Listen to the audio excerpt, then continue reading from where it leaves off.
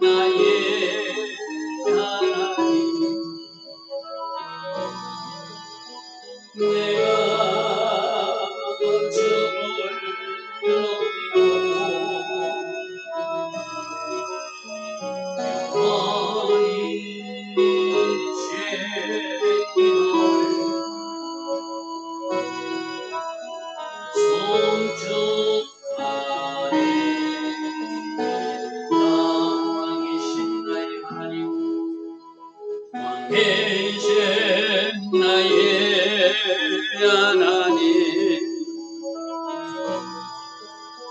내가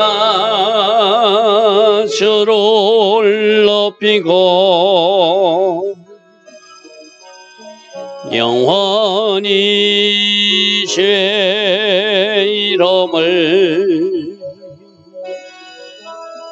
송축하네.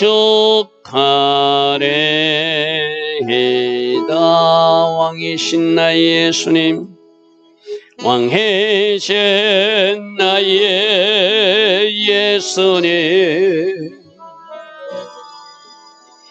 내가 주를 높이고 영원히 죄 이름을 송축하리이다. 왕이신 나의 예수님, 왕이신 나의 예수님, 내가 주를 높이고 영원히 죄 이름을 송축하리이다. 왕이신 나의 예수님, 왕이신 나의 예수님, 내가 주를 높이고 영원히 죄 이름을 송축하리이다. 왕이신 나의 성령님, 왕이신 나의 성령님, 내가 주를 높이고 영원히 죄 이름을 송축하리이다.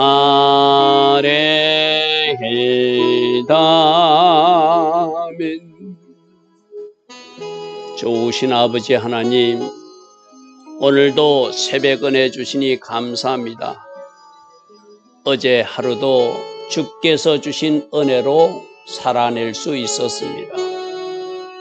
오늘도 주께서 하늘에서 부어주시는 그 은혜로, 그 기름 부음으로, 그 능력으로 살아가기를 소원합니다. 아버지 하나님이시여, 우리 각 사람이 필요한 그 맞춤 은혜로 우리들을 축복하옵소서. 그래서 오늘 하루의 시간, 오늘 하루 시간 우리 선택과 결정이 하나님께 영광 돌리는 선택과 결정만 되게 하옵소서.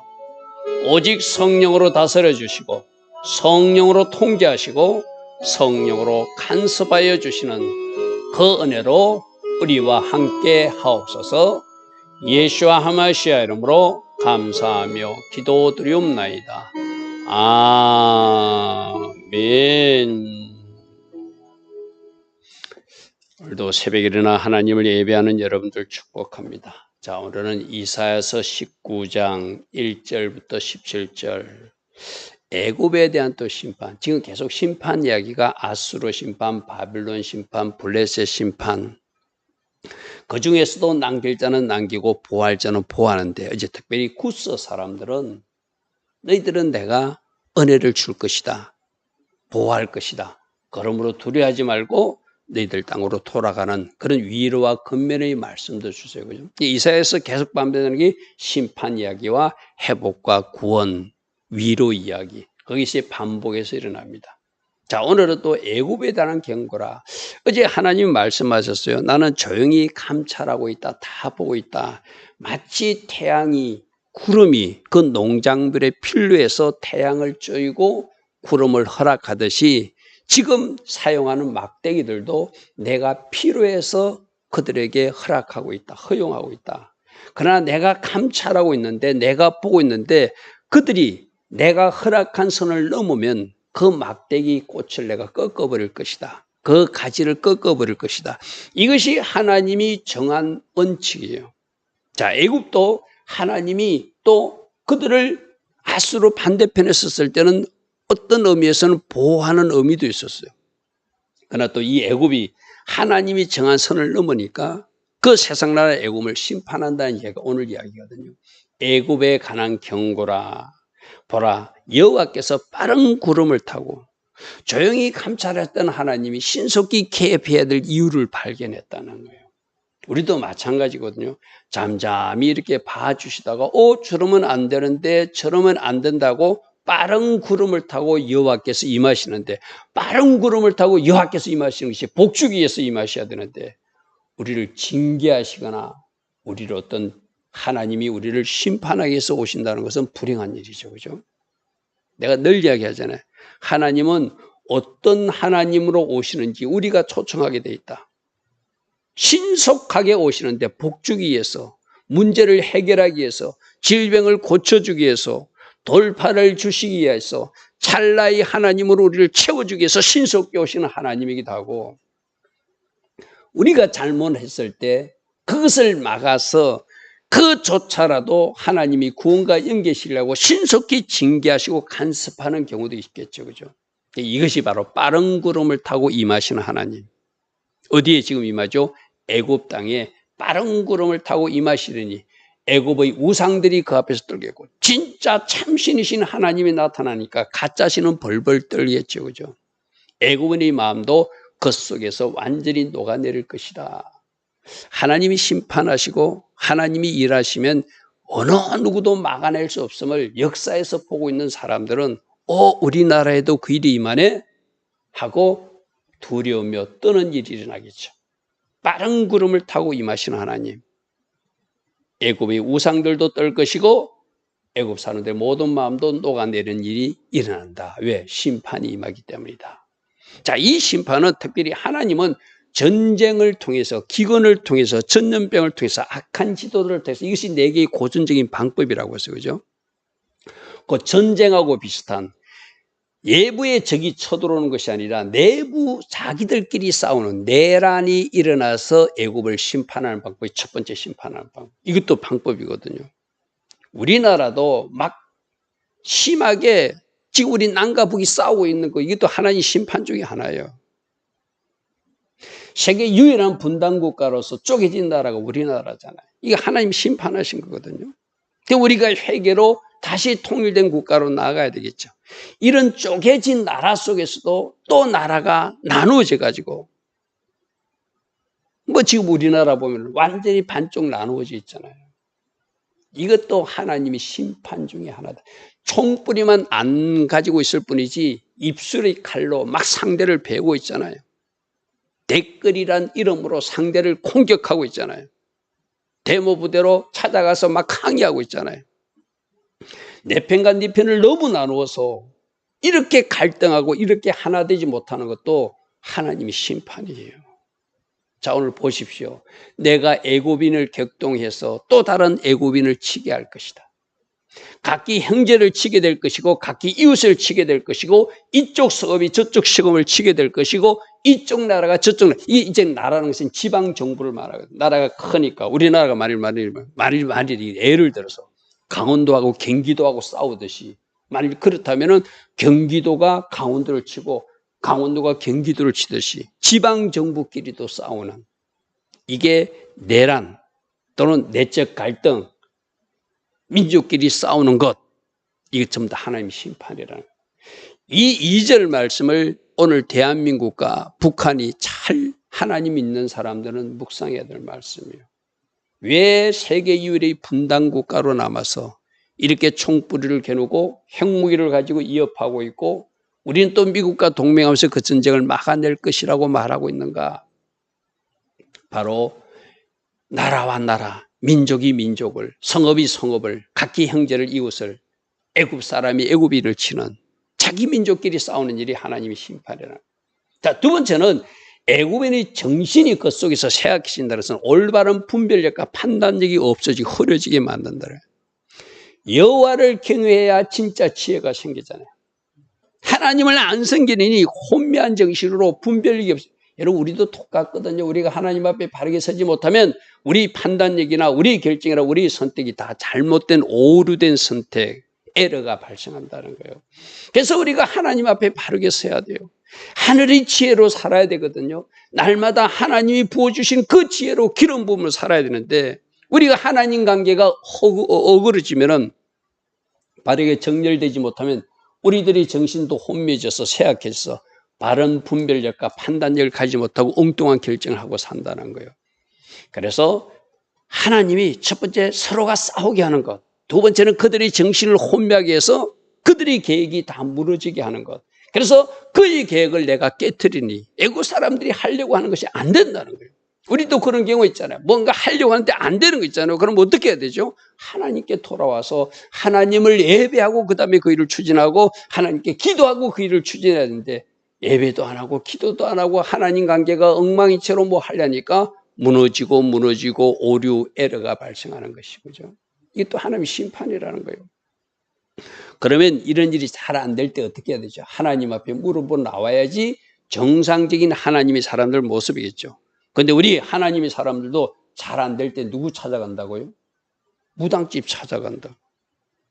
제가 어제도 어떤 목사님 간증을 밤늦게 듣고 잤는데, 그 목사님이 큰 무당을 만났더니 그 큰 무당이 한데, 당신들 성도들 나한테 와서 물어 이러더래요.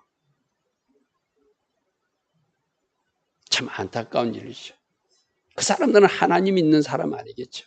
하나님께 물어야 될 것을 우상가, 마술사와 신자판자와 요술객에서 묻고 다니는, 이것도 심판이요. 엉뚱한 일하고 시간 낭비하고 엉뚱한 데 시간 투자하고 엉뚱한 데 가서 묻고 다니는, 이것도 심판 중에 하나입니다. 제대로 된 사는 것 같으면 하나님 앞에 무릎 꿇고 하나님 앞에 바르게 서려고 노력하겠죠. 또 독특한 하나님의 심판 방법이 악한 지도자를 준다고 그랬거든요. 사절이 그거예요. 내가 애굽인을 잔인한 주인의 손에 붙이리니 포악한 왕이 나타나서 그들을 다스리리라. 주 만군의 여호와의 말씀이라.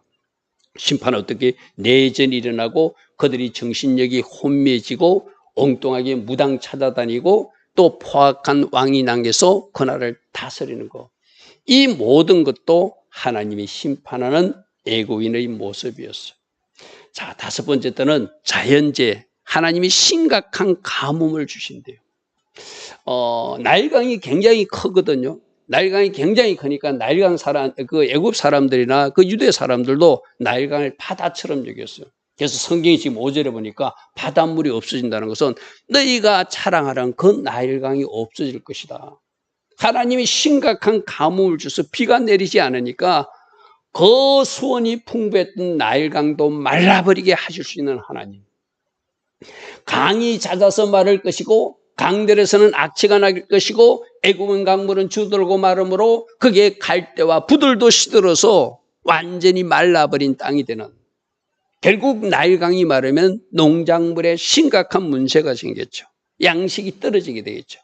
자, 여기서는 첫 번째 변호 심각한 가뭄으로 실제적으로 나일강이 말라서 식량 문제가 발생하는 그런 이야기 되고, 나일강이 마르면 거기에서 고기 잡는 사람도 고기도 못 잡게 되겠죠. 그런 심각한 경제적 식량난의 문제도 생기게 되고, 이 나일강은 단순히 강이라는 의미보다 애굽 사람들이 자랑하던 거거든요. 그들이 뭘 자랑할까요? 자기들이 군사력을 자랑하겠죠. 자기 나라의 부강을 자랑하겠죠. 자기 나라의 경제력을 자랑하겠죠. 그래서 너희들이 자랑하는 나일강을 내가 마르게 하겠다는 것은 너희들 군사력을 내가 쇠약하게 만들 것이고, 너희들이 자랑하는 경제력을 내가 붕괴시킬 것이고, 내가 심판해서 너희들이 자랑하던 모든 것들을 이렇게 파괴시키겠다는 거예요. 그게 나일강의 의미거든요. 실제적으로 비가 안 와서 가물어서 그곳에서도 고기도 못 잡고 양식도 없고 농사도 못 짓는 일도 발생하지만, 자연재해도 발생하지만, 상징적으로는 너희들이 자랑하던 군사력, 너희들이 자랑하는 경제력, 너희들이 자랑하는 그 무엇이 말라 비틀어지게 만들 것이다. 물론 하나님이 하시면 우리나라도 지금 하나님 은혜로 경제 뭐 12 뭐 몇 개국에 들어간다 이런 자랑하고 있지만 진짜 정신 차리지 않으면 언제 하나님이 후 버려버리면 날아갈지 모르는 것이 하나님 앞에 사는 우리들의 모습이죠. 그죠? 그래서 7절에 나일 가까운 곳, 나일 언덕의 초장과 나일강 가까운 곡식밭이 다 말라서 날라가 없을 것이다. 당연히 가뭄이 들면 농사도 못 지게 될 것이고 그 채소와 곡물이 그곳에서 더 이상 경작되지 않는 심각한 식량 문제가 발생한다. 8절 이제 강이 말랐으니까 고기도 없잖아요. 어부들은 탄식하게 될 것이고 나일강에 낚시를 던지려마다 슬퍼하게 될 것이고 무리에 그물을 치는 자들도 피곤하게 될 것이다. 뭐가 되어지는 것이 없을 것이다. 여러분 마지막 계시록 심판 때도 강들을 심판하잖아요. 그죠? 처음에 3분의 1을 심판하다가 그래도 해결치 않으니까 전체를 심판하잖아요. 바로 그 모습입니다. 그러니까 이 애굽이란 나라가 자랑하던 모든 것들, 그들이 식량을 자랑했고 그들이 어획물을 많이 잡아서 자기들은 고기를 많이 잡는 나라로 수산업을 자랑했는데 그 모든 것을 자랑하던 것을 지금 파괴하겠다는 거예요. 그 다음에 그들은 옷을 잘 만들었거든요. 그 의류 산업도 파괴시키겠다는 거예요. 세마포 만드는 자와 배 짜는 자들이 수치를 당할 것이다. 더 이상 세마포를 만들 그 어떤 재료가 나오지 않으니까 갈대나 뭐 이런 것들이 나와야 되잖아요. 그죠? 그것이 안 나오니까 그들도 더 이상 옷을 만들지 못할 것이다. 10절 그의 기둥이 부서지고 기둥은 기둥 같은 상류층 지도자들도 다 무너질 것이고 품꾼들 하루층 백성들도 다 마음에 근심하는 이 온 나라가 그 나라에 일어나는 일을 보고 두려워하고 근심하고 낙심하고 좌절하는 일이 있을 것이다. 하나님이 심판하시기 시작하면 어느 누구도 막을 수 없죠. 인간의 지혜로 풀어낼 수 없죠. 그죠? 유일한 방법은 하나님 앞에 회개하는 것이죠. 그죠? 자, 우리도 이런 모습을 보고 지금 우리나라가 세계 경제 매디다. 우리가 뭐 군사력도 뭐 막 우리나라를 뭐 미국이 도와준다. 누가 도와준다. 그 사람 의지하면 사람 의지하는 그 막대기를 하나님이 부러뜨린다고 성경에서 말하고 있죠. 그죠? 우리가 잘 되는 방법은 하나님 앞에 바르게 서는 방법밖에 없어요. 하나님의 백성들이 많아지고 하나님의 백성들 진짜 크리스찬들이 온 교회에 가득 채워지면 하나님 이 나라를 보존하시고 지키시고 경제력도 더 부강한 나라로 만들어 주실 것이고 더 강한 나라로 만들어 주셔서 감히 적들이 넘보지 못하는 그런 나라로 만들어 주실 거예요. 그러나 우리가 세상 나라를 의지한다든지 사람을 의지하든지 인간적 지혜를 의지하든지 하나님 말고 다른 방법을 수단을 쓰면 오늘 애굽을 심판하듯이 하나님은 이 세상에 대한민국도 심판할 수 있고 저 미국도 심판할 수 있고 저 중국도 심판할 수 있고 저 러시아도 심판할 수 있는 분이 우리 하나님이시라는 것이죠. 11절 하나님이 그 정신을 혼미하게 하니까 소안의 방백들이라는 것은 소안이라든지 넵은 주요 도시거든요. 주요 지도자들이 어리석음에 빠지게 하는데요. 아까 지도자들이 포악한 것도 그러고 여러분 우리나라 대통령도 진짜 지혜로워야 되잖아요. 그 지혜가 누가 주신 지혜로? 하나님 주신 지혜로 통치해야 이 나라가 잘 가잖아요. 그런데 하나님이 심판하기 시작하니까 그 지도자들이 어리석게 된대요. 미련하게 된대요. 잘못된 선택을 하게 된대요. 소안의 방백은 어리석었고 바로의 가장 지혜로운 모사들의 책략도 우둔해졌다. 그들이 막 바로에게 이렇게 하십시오. 이렇게 하십시오. 그래서 그 애굽이 그렇게 부유한 나라, 강성한 나라가 됐는데 하나님이 심판하기 시작하니까 그 모사들이 내어놓는 계획과 방법들이 좀 더 엉터리라는 거 쉽게 말해서. 지도자들도 머리가 이상하게 돌아가서 이상한 결정과 이상한 선택만 하게 하더라는 거예요. 이게 하나님 심판. 우리 가정적으로나 교회적으로 마찬가지죠. 우리 교회를 만일 심판하신다면은 저부터 하나님이 막 이상한 결정을 하고 헛된 일에 시간 낭비하고 막 엉뚱한 일 하다가 하나님 일 결의하고 막 그렇게 하는 것이 하나님 심판 중에 하나겠죠. 그죠? 근데 하나님이 우리를 축복하려면 저에게 지혜를 주시고 기름 부음 주셔서 뭔가 세계할 때마다 하나님 메시지를 잘 전하는 종으로 사용하시겠죠. 그죠? 똑같은 겁니다. 한 나라의 지도자나 종교 지도자나 가정의 여러분 영적 제사장들이나 똑같은 거예요. 너희가 어떻게 바로에게 이르기를 나는 지혜로운 자들의 자손이라 나는 애당의 후예라 할 수 있겠는가? 우리가 그렇게 잘 살고 그렇게 잘 됐는데 지금은 우리가 어떻게 바로의 후손이라고 우리가 지혜로운 자손이라고 할 수 있겠는가? 완전히 잘못된 길로 가고 있는 너희가 보고 있지 않는가? 그러므로 너희 지혜로운 자가 어디 있느냐 한번 찾아봐라. 지금 하고 있는 사람들은 다 어리석은 선택과 결정만 하는 엉터리 지도자들, 엉터리 모사들만 가득하지 않느냐. 그들이 만군의 여호와께서 애굽에 대해서 정하신 뜻을 안다면은 너희에게 바르게 말해줘야 되는데 지금 그것을 말해주는 사람이 없지 않느냐는 말이죠. 지금 유일하게 누가 말해주고 있죠?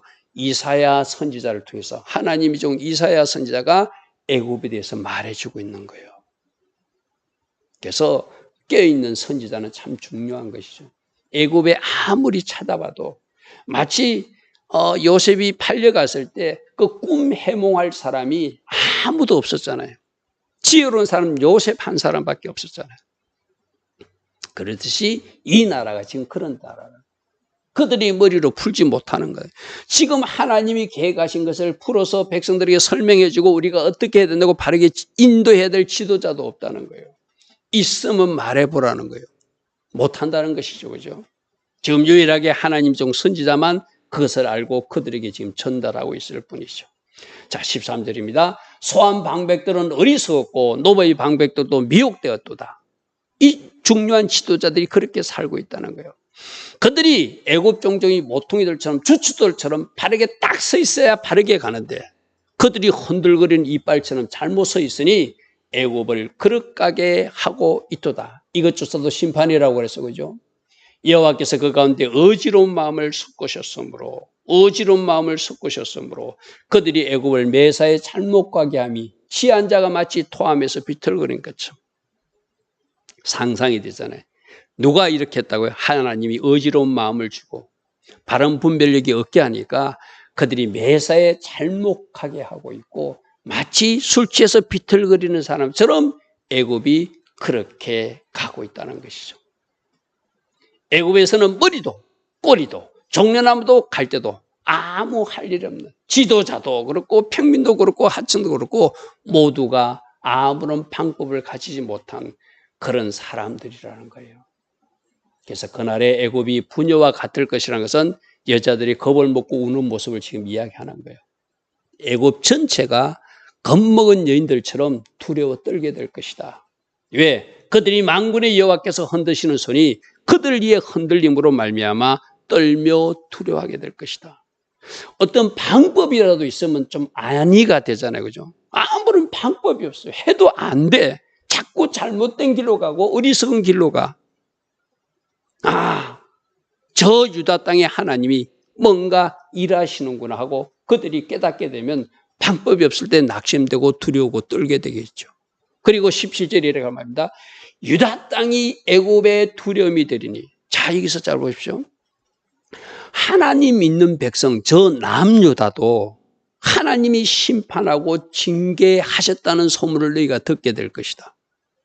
저 하나님의 자녀들도 바르게 서지 않으니까 하나님이 징치하시는데 우리 이방인 애굽 사람들이야 얼마나 하나님이 심판하시겠는가.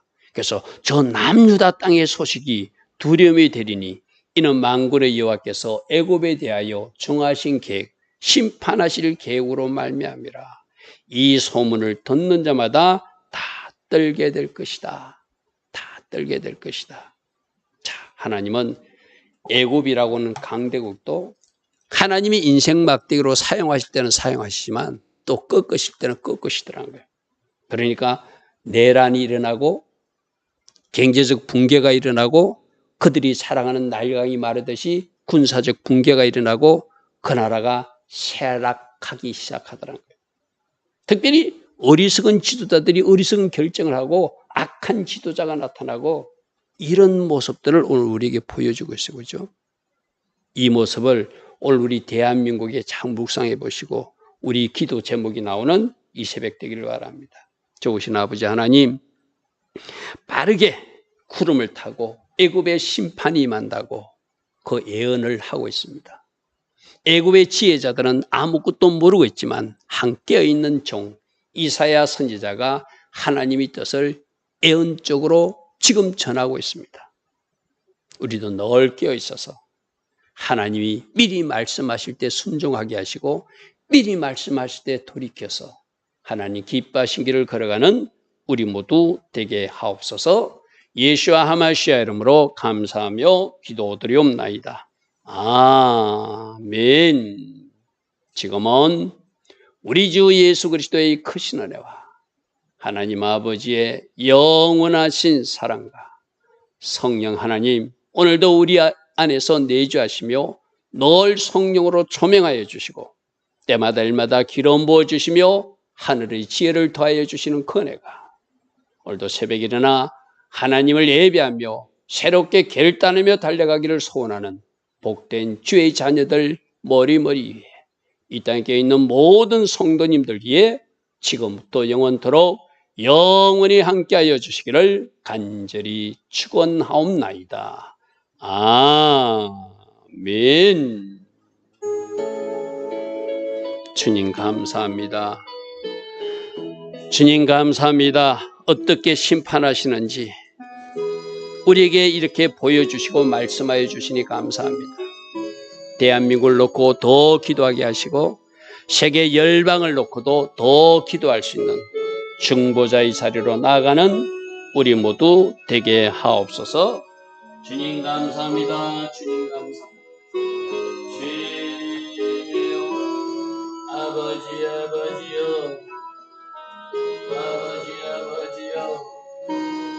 아버지